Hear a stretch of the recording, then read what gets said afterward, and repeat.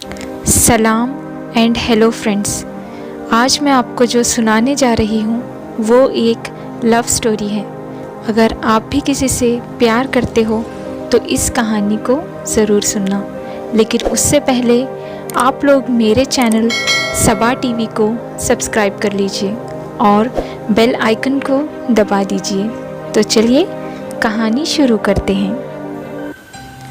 मेरा नाम अमायरा है। एक दिन मैं अपने कॉलेज से घर आ रही थी।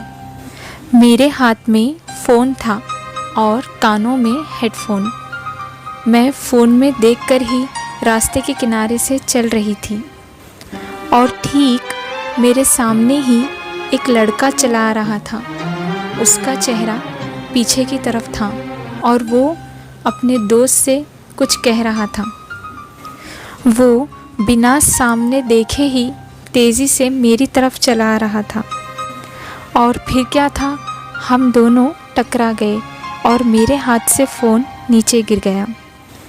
मैंने अपना फ़ोन उठाया और उससे कहा, अंधे हो क्या, दिखाई नहीं देता? ध्यान कहाँ था तुम्हारा? कहाँ देखकर चल रहे थे यार? अगर मेरा फ़ोन टूट जाता तो तुम देते मुझे पैसे उसके?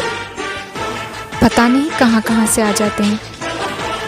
मैं उसे सुनाई जा रही थी और वो बेचारा सिर्फ एक ही वर्ड बोल रहा था, सॉरी सॉरी सॉरी। और फिर मैं वहाँ से चली गई। दूसरे दिन मैं अपने घर से कॉलेज जाने के लिए निकली तो मैंने बाहर देखा कि एक गिफ्ट बॉक्स रखा हुआ है। मैंने वो बॉक्स उठाया और खोला तो देखा उसमें बहुत सारी चॉकलेट्स थी और उसके साथ ही एक लेटर भी था। उस लेटर में लिखा था, सॉरी, मैंने कल आपका फ़ोन गिरा दिया। कल आप बहुत गुस्से में थी तो मैं आपको कुछ नहीं बोल पाया। आप सोच रही होंगी कि मुझे आपका एड्रेस कैसे मिला। तो कल मैंने आपका पीछा किया था। ये चॉकलेट्स आपको सॉरी बोलने का छोटा सा ज़रिया है। प्लीज़ इसे फेंकना मत, रख लेना। और मैं प्रॉमिस करता हूँ मैं कभी आपको आपके घर के पास नहीं दिखूँगा। मैंने वो बॉक्स रख लिया और अपने कॉलेज चली गई। ठीक 15 दिनों के बाद वो लड़का मुझे एक गार्डन में दिखा। मैंने सोचा मुझे भी माफ़ी मांग लेनी चाहिए। मैंने उसे उस दिन कुछ ज़्यादा ही सुना दिया था। मैं उठी और उसके पास गई। वो मुझे अपने पास आता हुआ देखकर शॉक हो गया।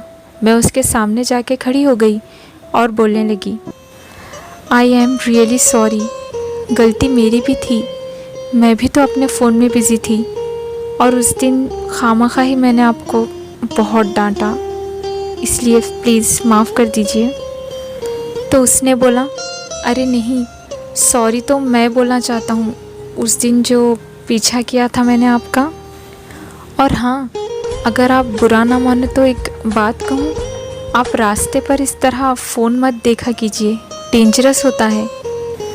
तो मैंने कहा, अरे नहीं, मैं मैथ्स में बहुत वीक हूँ। मैं रास्ते में मैथ्स क्लासेस देखती रहती हूँ ताकि सर ने जो भी पढ़ाया हो वो मुझे अच्छे से याद रहे। तो उसने कहा, मैं मैथ्स में परफेक्ट हूँ। अगर आप कहो तो मैं आपको मैथ्स क्लासेस ले सकता हूँ। अगर आपको कोई प्रॉब्लम नहीं हो तो मैं आपको कॉल पे ही ले लूँगा। वीडियो कॉल्स की भी ज़रूरत नहीं है, अगर आप चाहो तो। तो मैंने कहा, ठीक है, आप मेरा नंबर ले लीजिए। फिर उसने उसके बाद मुझे मेरा नाम पूछा तो मैंने कहा, अमायरा। फिर मैंने पूछा, आपका? तो उसने कहा, राहिल।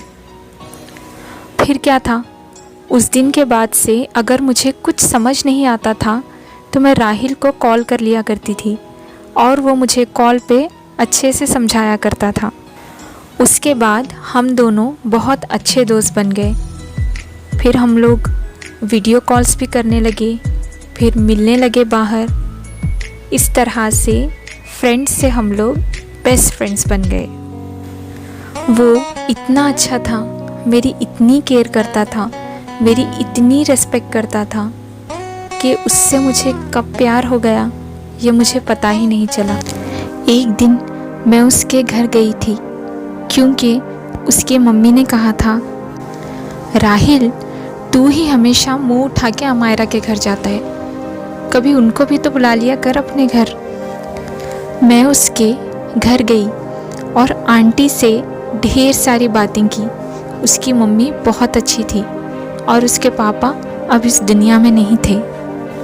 उसके बाद मैं राहिल के कमरे में गई और कहा, राहिल अपनी फैमिली एल्बम तो दिखाओ मुझे। राहिल ने मुझे सारी फ़ोटोज़ दिखाई जिसमें उसके रिलेटिव्स थे, पापा थे और उसकी बचपन की फ़ोटोज़ भी थी। उसके बाद मैंने एक दूसरी एल्बम खोली तो राहिल के मुंह से निकला, ओह शिट।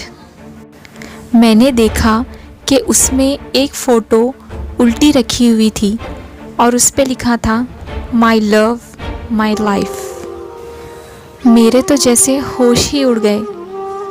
दिल बहुत सैड था, लेकिन अपने फेस पर मैंने एक फेक स्माइल लाई और कहा, ओहो राहिल ये कौन है, माई लव माई लाइफ, ज़रा मैं भी तो देखूं। पापा होंगे आपके, है ना? तो उसने कहा नहीं। जैसे ही मैंने फ़ोटो को देखने के लिए अपना हाथ आगे बढ़ाया तो राहिल ने मेरे हाथ पर अपना हाथ रख दिया, जैसे वो नहीं चाह रहा हो कि मैं ये फ़ोटो देखूं। फिर उसने हंसते हुए कहा, हमायरा आप नज़र लगा दोगे। तो मैंने कहा, ठीक है फिर रख लो अपनी फ़ोटो अपने पास ही, नज़र लगा दूंगी ना मैं, ठीक है काला टीका लगा के रख लेना अपनी फ़ोटो, मैं चली अपने घर। तो उसने कहा, अरे यार अमायरा मजाक कर रहा था यार, मेरी बात तो सुनो, रुक जाओ। मैंने उसकी एक नहीं सुनी और घर के बाहर आ गई। मुझे गुस्सा इस बात का नहीं आ रहा था कि राहिल ने मुझे वो फ़ोटो नहीं दिखाई, बल्कि इस बात का आ रहा था कि मेरे अलावा भी राहिल की ज़िंदगी में कोई थी।